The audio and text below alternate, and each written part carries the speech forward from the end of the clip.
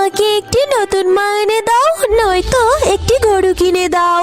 পাশের বাড়ির আন্টিরও একটি গরু আছে, আমারও খুব ইচ্ছে করে বাবা একটি গরু আমি লালন পালন করব। মৌরির বাবা চিন্তা করে সে যদি আরেকটা বিয়ে করে তাহলে তার সৎমা মৌরিকে নাও আদর করতে পারে। তাই সে বিয়ে না করার সিদ্ধান্ত নেয় আর বাজার থেকে একটি সুন্দর রঙের গরু কিনে নিয়ে আসে। মৌরিমা, এই নাও তোমার গরু, এখন থেকে এই তোমার খেলার সাথী হবে। মৌরি গরুটাকে পেয়ে অনেক খুশি হয় আর তার নাম রাখে লালু। মৌরি লালুকে অনেক ভালোবাসতো আর তার অনেক যত্ন নিত।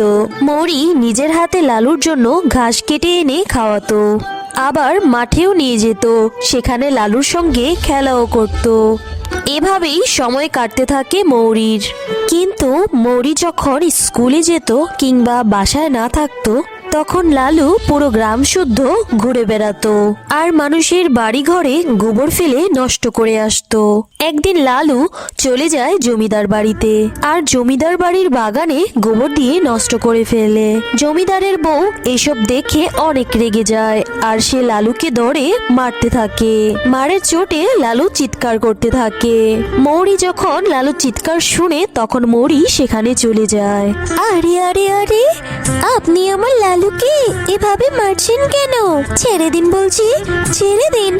আমি আপনাকে কথা দিচ্ছি লালু আর কখনো আপনাকে বিরক্ত করবে না। আমি দরকার হয় নিজে বাগান পরিষ্কার করে দেব, দয়া করুন। আমি তো স্কুলে গিয়েছিলাম তাই লালু এরকমটা করেছে, আর কখনো এরকম হবে না। এবারের মতো ক্ষমা করে দিন। মৌরির কাকুতি মিনতিতে জমিদার বউ লালুকে ছেড়ে দিল। এরপর ময়লা আবর্জনা পরিষ্কার করে মৌরি বাড়িতে চলে আসে। এরপর মৌরি একটি ঘরের মধ্যে লালুকে বন্দি করে দেয়। এভাবেই সময় কাটতে থাকে। একদিন শহর থেকে গ্রামে একটি চিঠি এলো মৌরির নামে। বাবা বাবা দেখো, শহর থেকে না চিঠি এসেছে। আমাদের যে সাথী আপু আছে তার নাকি বিয়ে, আমাদেরকে যেতে বলেছে। আমাদেরকে 2 দিন ওখানে থাকতে হবে। চলো চলো, আমরা তাড়াতাড়ি করে ব্যাগপত্র গুছিয়ে নিই বাবা। আমরা চলো না যাই বাবা।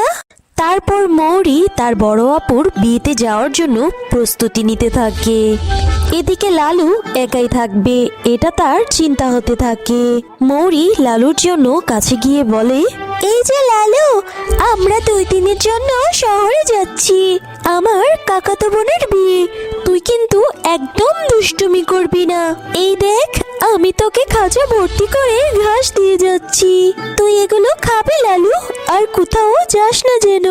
মৌরি ওর বাবাকে নিয়ে বেরিয়ে পড়ে। এদিকে একদিন না পোহতে লালু গোয়ালঘর থেকে বেরিয়ে এসে পুরো গ্রাম তছনছ শুরু করে দেয়। গ্রামের প্রত্যেকের বাড়িতে বাড়িতে গিয়ে গোবর ফেলে নোংরা করে দেয়। অবশেষে জমিদার বাড়িতে গিয়ে গোবর দিয়ে পুরো ঘর বাড়ি নষ্ট করে ফেলে।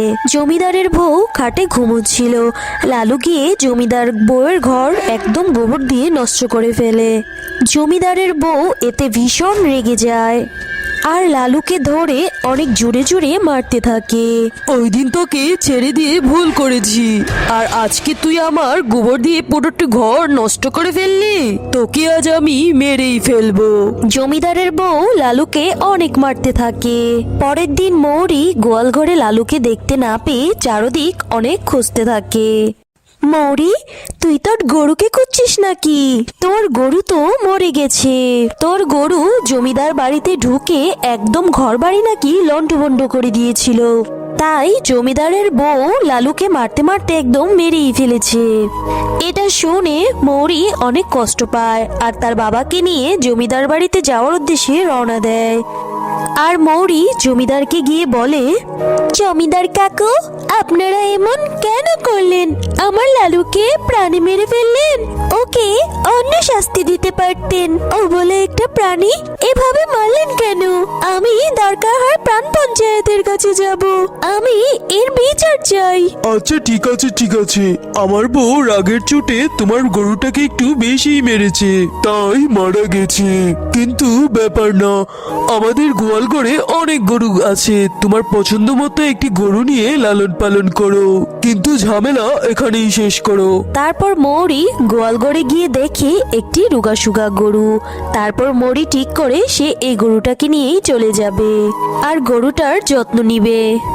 মৌরি এই রোগাসুগা গরুটার অনেক যত্ন নিতে থাকে। মৌরি এই গরুটার নাম রাখে কালু। কালুকে মৌরি তার আগের গরু লালুর মতোই খুব ভালোভাবে যত্ন নিতে থাকে আর তাকে ঘাস কেটে নিজের হাতে খাওয়াতে থাকে। একদিন মৌরি কালুর সাথে খেলা করছিল।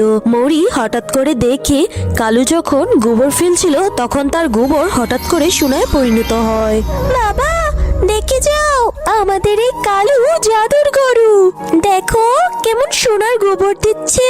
মৌরির বাবা দেখে সত্যি সত্যি এগুলো সোনার গোবর। তারপর তারা বাবা আর মেয়ে মিলে সেই সোনার গোবর বিক্রি করতে থাকে আর তারা সেই সোনার গোবর বিক্রি করে অল্প কিছু দিনের মধ্যে অনেক ধনী হয়ে যায়।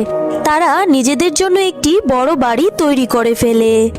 এই সব কিছু যখন জমিদারের বউ জানতে পারে সে তখন ওনার স্বামীকে নিয়ে মৌরিদের বাড়ি চলে যায়। আমি শুনেছি আমাদের বাড়ি থেকে নিয়ে আসা গরু নাকি সোনার গোবর দেয় আর সেই গোবর বিক্রি করে নাকি তোমরা এত ধনী হয়েছো।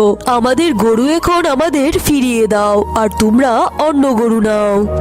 এটা কি করে হবে জমিদার কাকি?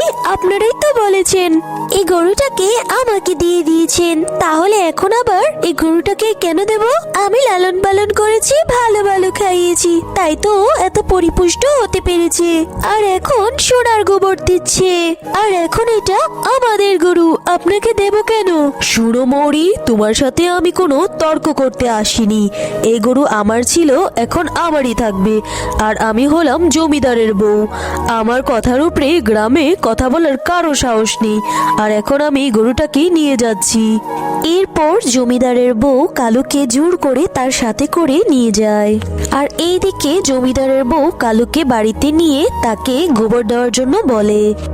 কালু সোনার গোবর না দিয়ে গন্ধযুক্ত গোবর দিয়ে পুরা ঘর একাকার করতে শুরু করে। এতটাই একাকার করে যে সে গোবরে পিছল খেয়ে পড়ে। জমিদার আর জমিদারের বউ খুব ভালোভাবে আহত হয়। তাদের মাথায় খুব বড়সড় আঘাত পায় আর সেখানেই তাদের মৃত্যু হয়।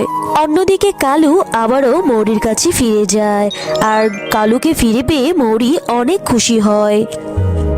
এরপর থেকে কালু মৌরির কাছেই থাকে আর সোনার গোবর বিক্রি করে মৌরি আর তার বাবা সুখে শান্তিতে দিন যাপন করতে থাকে।